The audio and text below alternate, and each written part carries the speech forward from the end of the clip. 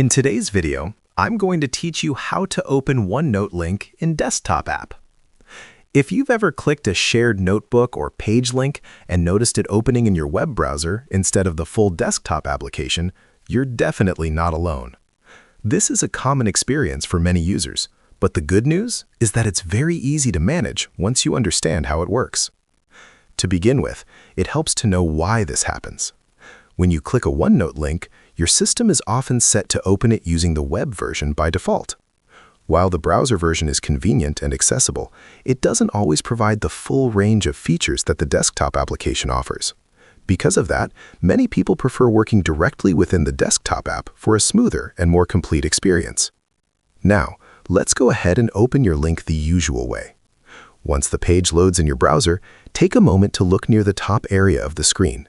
You should see an option that says something like Open in Desktop app or Open in OneNote. When you click this option, your computer will prompt you to launch the desktop application.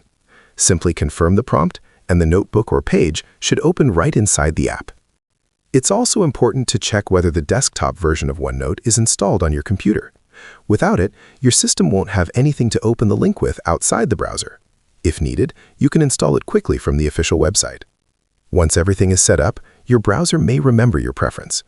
This means that in the future, OneNote links can open directly in the desktop app without requiring extra steps each time. If you're still running into issues, there's a simple workaround.